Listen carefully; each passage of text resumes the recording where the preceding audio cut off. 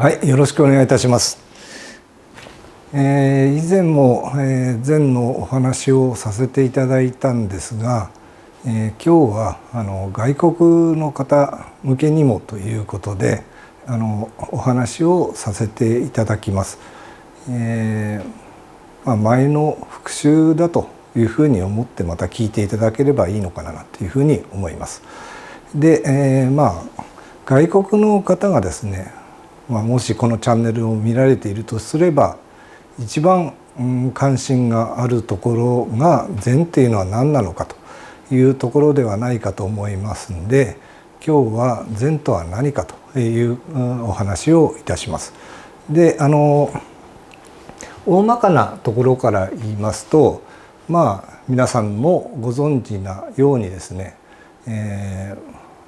仏教はですね、インドのお釈迦様からスタートしております。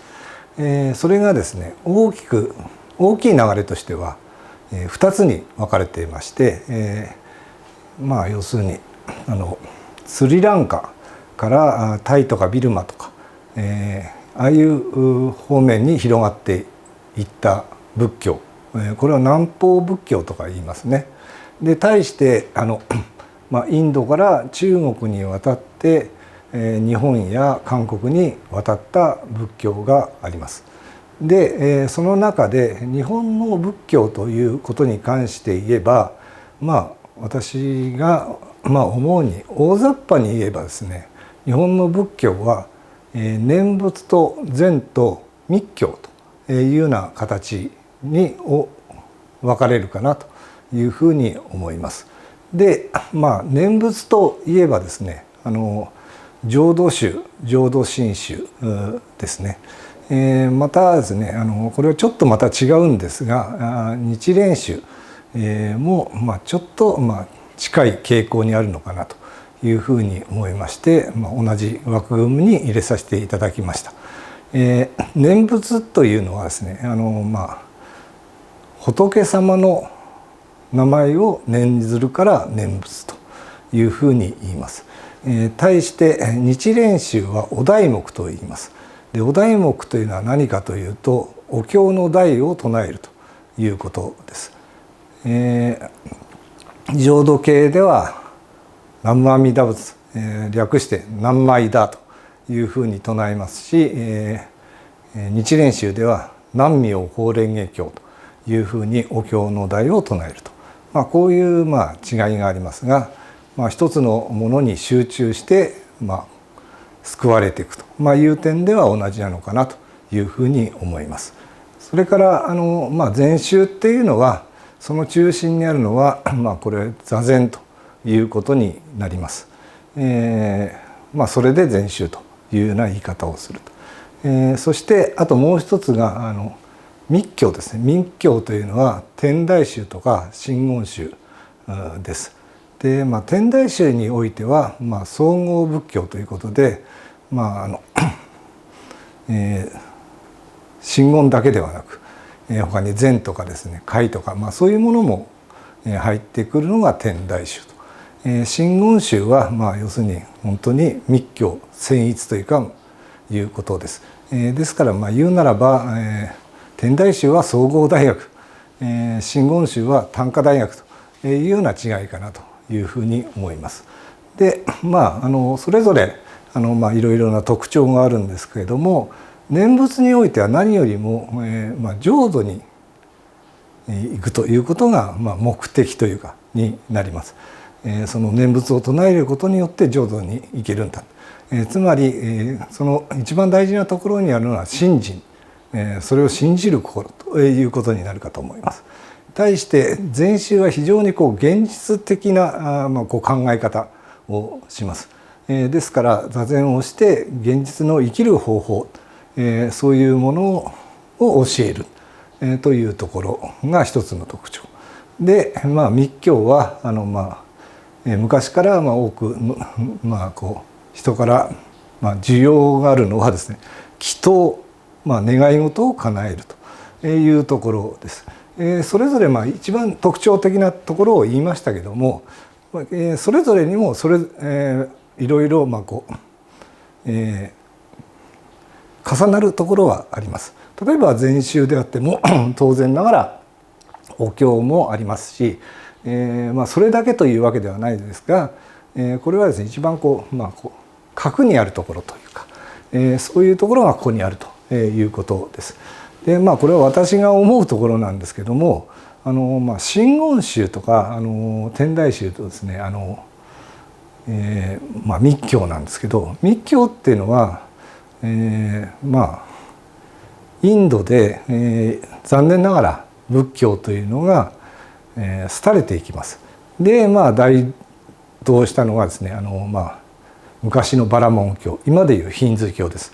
でこれはまずい、仏教が食われてしまうというところで生まれてきたのが密教ではないかなというふうに思います。ですからインドの考え方、大宇宙というものと一体化するというような考え方からですね、ヒンズー教のシヴァ神、それが大日如来というものに当てはめられてですね、ヒンズー教に対抗する手段として生まれてきたのが密教ではないかと、こういうふうに私は思うところです。で禅宗の話を中心にしようと思いますので、これから禅の話をしますが、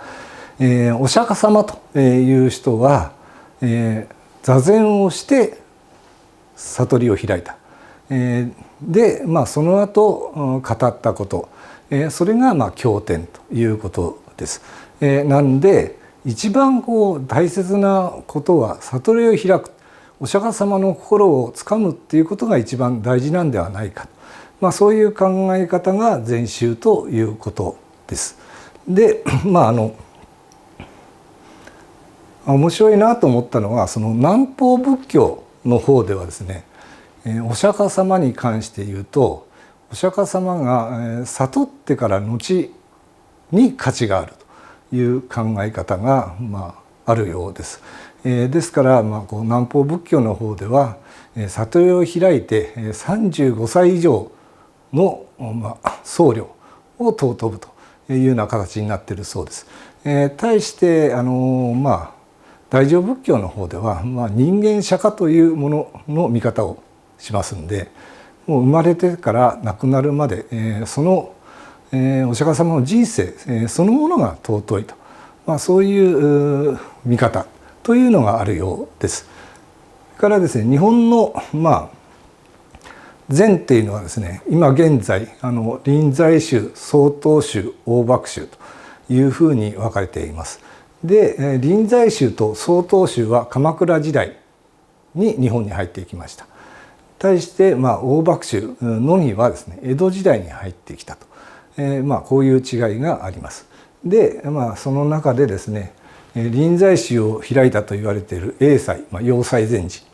とも言いますけどいう方は日本人です。でまた曹洞宗の道元禅師も日本人の方です。ですが大幕宗の隠元禅師という方は中国の方です。そこが違うところで、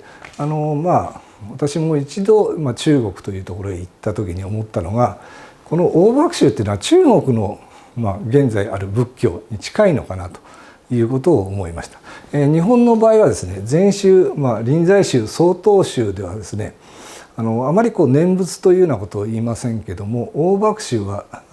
念仏禅とか言ってですね、念仏と禅と両方を併願してやるというか、そういうところがあってですね、それはですね今の中国の仏教に近いのかなというふうに思いました。で臨済宗とまた曹洞宗の違いはですね、簡単に言うと禅問答を現在もやっているのが臨済宗、そういうものはもうやっていないというのが曹洞宗ということになります。で世界中にですねいろいろ座禅とは言いませんけど瞑想ですかというようなものがあります。キリスト教でもあります。ですが心の要するにテストというか点検作業、心でどの程度磨かれたかというようなものがあるのは現在臨在宗にしかない、これがまあ一つの臨在宗の特徴でもあるのかなというふうに思います。で最近こう考えたことなんですけど、悟りを開いたらもうそれで終わりではないかと、いうのも一つの考え方としてあると思うんです。一般的にはそう思うんではないかと思いますけども、な